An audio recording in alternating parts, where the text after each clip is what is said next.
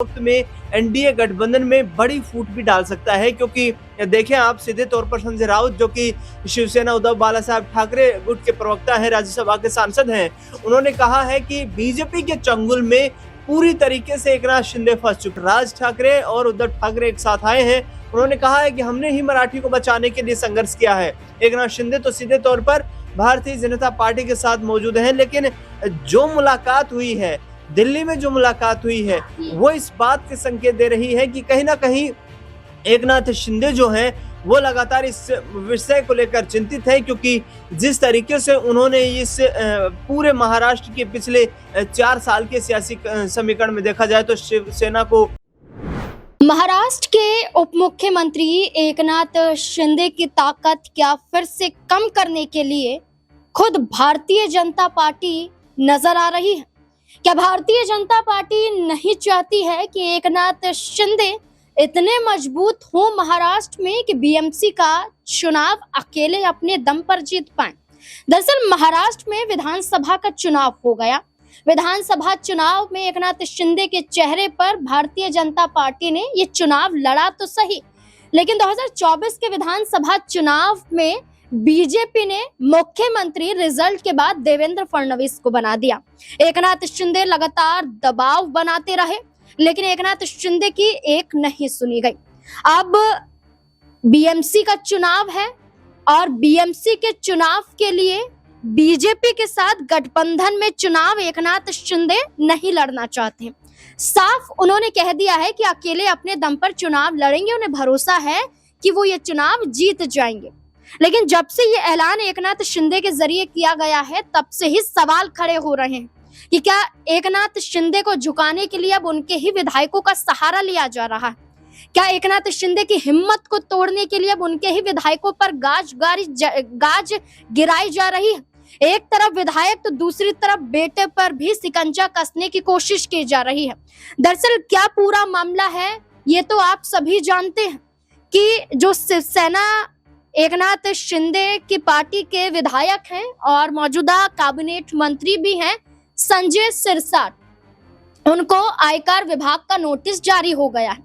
इसके बाद उनका ही एक वीडियो जारी हुआ, लेकिन वीडियो जारी हुआ, आयकर विभाग का नोटिस आया, लेकिन इस पर अब तक मुख्यमंत्री देवेंद्र फडणवीस ने कुछ नहीं कहा और इसी चुप्पी को लेकर सवाल खड़े किए जा रहे हैं और इसी चुप्पी को लेकर विपक्ष भी देवेंद्र फडणवीस पर हमलावर साबित होता हुआ नजर आ रहा है। देखिए संजय राउत है, संजय राउत ने खुलकर ये कहा कि मंत्री संजय सिरसाट के वीडियो पर फडणवीस ने चुप्पी साध रखी है। देखिए यहाँ कहा जा रहा है कि शिंदे सेना के विधायक और मंत्री की हरकतों के कारण मुख्यमंत्री देवेंद्र फडणवीस को आलोचना का सामना करना पड़ रहा है। उनके विधायक नोटों से भरा बैग दिखाते हैं पर उन पर कोई कार्यवाही नहीं होती है। मुख्यमंत्री देवेंद्र फडणवीस खामोश रहते हैं। आखिर वे अपनी चुप्पी कब तोड़ेंगे? शिंदे के लोगों के कारण मुख्यमंत्री फडणवीस की बदनामी हो रही है, लेकिन इस एक बयान से सवाल ये भी खड़ा किया जा रहा है कि क्या बदनामी एकनाथ शिंदे के विधायकों के जरिए हो रही है या ये बदनामी मुख्यमंत्री फडणवीस द्वारा करवाई जा रही है? क्योंकि चुप्पी साधना इस और इशारा करता है कि देवेंद्र फडणवीस खुलकर एकनाथ शिंदे के साथ नहीं है, और अगर एकनाथ शिंदे के साथ नहीं है तो यहीं से टकराव की स्थिति शुरू हो गई है।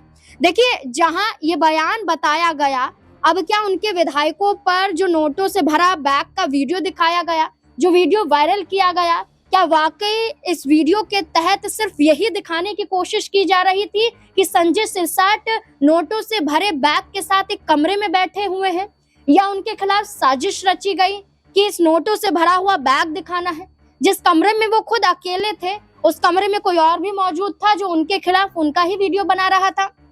लेकिन जिस विधायक पर ये गाजगिरी है, आयकर विभाग का नोटिस जारी हुआ है, इसके बाद सवाल ये खड़े होते हैं कि देवेंद्र फडणवीस खामोश क्यों है?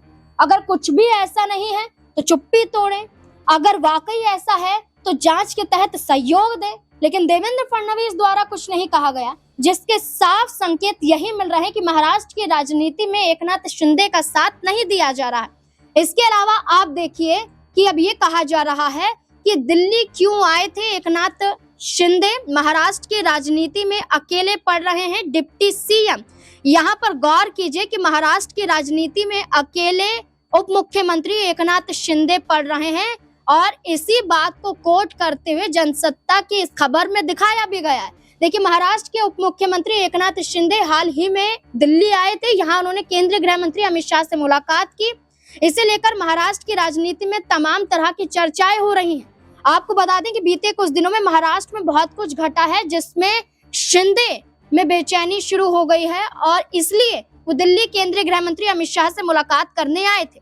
दूसरी तरफ ये भी माना जा रहा है कि उद्धव और राज एक साथ आ रहे हैं और महाराष्ट्र में राज ठाकरे और उद्धव ठाकरे एक मंच पर नजर आए और माना जा रहा है कि शिंदे ने दिल्ली दौरे के दौरान तमाम अन्य नेताओं से भी मुलाकात की और बातचीत भी की। इसका पीछे का मकसद ये है कि बीएमसी चुनाव में उद्धव और राज ठाकरे के एक साथ आने के बाद बड़ा खेल राज्य में हो सकता है। साथ ही साथ उनके विधायक पर नोटिस जारी हुआ है। इसके अलावा देखिए, यहाँ ये भी कहा जाता है कि विपक्ष द्वारा कहा जाता है कि एकनाथ शिंदे का दिल्ली दौरा बताता है कि महायुति सरकार के अंदर जबरदस्त लड़ाई झगड़ा चल रहा है। एनसीपी शरद पवार के विधायक रोहित पवार ने कहा कि शिंदे की पार्टी के कुछ नेताओं को आयकर विभाग की ओर से नोटिस मिल रहा है और शिंदे के शायद कोई आंतरिक साजिश होने का डर हो सकता है। इसमें कहा गया कि अजीत पवार के जो पार्टी के लोगों को कोई नोटिस नहीं मिल रहा है, ना ही विधायक ना ही सांसद, किसी को भी नोटिस जारी नहीं हुआ है। तो इसके पीछे का मकसद मुंबई नगर निगम के चुनाव, वो बीएमसी के चुनाव है।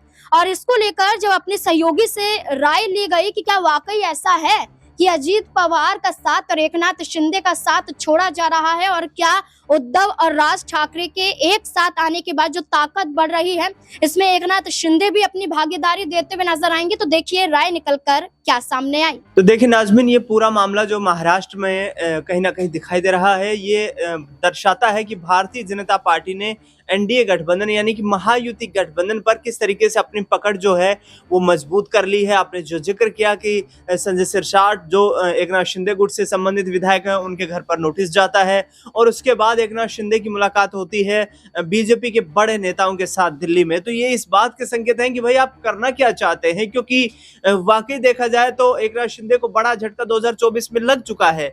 वो उम्मीद कर रहे थे कि उनके चेहरे पर ही चुनाव लड़ा गया है और शिवसेना के जो तमाम विधायक थे वो एकनाथ शिंदे के साथ एकजुट इसी लिए हुए थे कि वो मुख्यमंत्री बनने जा रहे थे, लेकिन भारतीय जनता पार्टी ने वहां पर बड़ा झटका दे दिया। अब उनके विधायकों को जो नोटिस मिल रहे हैं, आयकर विभाग के नोटिस जा रहे हैं, तो ये सीधे तौर पर इस बात के संकेत हैं कि आने वाले वक्त में बीएमसी के चुनाव होने वाले हैं।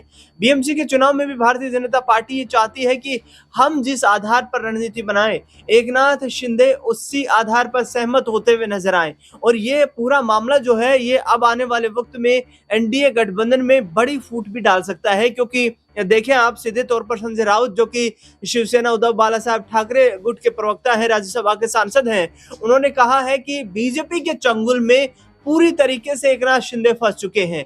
एकनाथ शिंदे के जो पक्ष के विधायक हैं वो आज एकनाथ शिंदे से ज्यादा देवेंद्र फडणवीस के इशारे पर काम कर रहे हैं।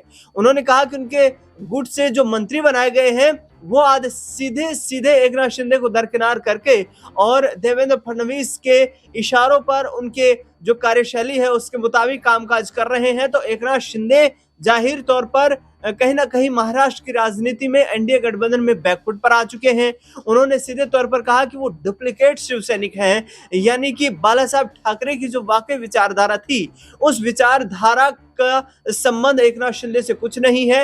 हाल ही में जो राज ठाकरे और उद्धव ठाकरे एक साथ आए हैं, उन्होंने कहा है कि हमने ही मराठी को बचाने के लिए संघर्ष किया है। एकनाथ शिंदे तो सीधे तौर पर भारतीय जनता पार्टी के साथ मौजूद हैं, लेकिन जो मुलाकात हुई है दिल्ली में, जो मुलाकात हुई है वो इस बात के संकेत दे रही है कि कहीं ना कहीं एकनाथ शिंदे जो हैं वो लगातार इस विषय को लेकर चिंतित है। क्योंकि जिस तरीके से उन्होंने इस पूरे महाराष्ट्र के पिछले 4 साल के सियासी समीकरण में देखा जाए तो शिवसेना को जमींदोज किया, उद्धव ठाकरे की राजनीति को खत्म किया, उनकी पार्टी से 40 विधायकों को तोड़ ले गए, वो फिर बीजेपी के साथ गठबंधन में रहे कई 2.5 साल तक मुख्यमंत्री भी बने रहे। तो ये सब इस बात के संकेत हैं कि आने वाले वक्त में जो है एकनाथ शिंदे वापस कहीं ना कहीं अपना सियासी भविष्य क्या ठाकरे परिवार के साथ तलाश रहे हैं, क्योंकि इस वक्त देखा जाए तो शिवसेना एकनाथ शिंदे गुट पर भारतीय जनता पार्टी मध्य प्रदेश में हावी होती नजर आ रही। अब यही दावा किया जा रहा है कि संजय राउत खुलकर सामने है।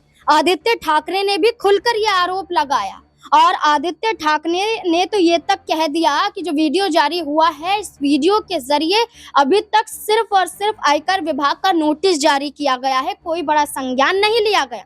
अब इस पूरे वाद विवाद में देखा जाए तो अब एकनाथ शिंदे के विधायक संजय सिरसाट और उनकी पूरी पार्टी इसमें फंस चुकी है, क्योंकि मुख्यमंत्री के साथ साथ कैबिनेट में जगह पाने के लिए भी एकनाथ शिंदे के विधायक लगातार जद्दोजहद करते रहे, लेकिन देवेंद्र फडणवीस ने अपने मन मुताबिक कैबिनेट का विस्तार भी किया। अब जब गृह मंत्रालय की बात सामने आई तो महाराष्ट्र में एकनाथ शिंदे को यह विभाग दिया भी नहीं गया, जबकि देवेंद्र फडणवीस ने यह विभाग अपने पास रखा। तो पूरे समीकरण पर नजर डालें तो एकनाथ शिंदे को विधानसभा चुनाव से ही कम आंका बीजेपी के जरिए जा रहा है। और क्या ऐसे में एकनाथ शिंदे अब अपनी ताकत का अंदाजा बीजेपी को दिखा सकते हैं उनके साथ गठबंधन तोड़कर? क्या लगता है आपको इस पूरे मुद्दे को लेकर? अपनी राय कमेंट सेक्शन में जरूर दें। धन्यवाद।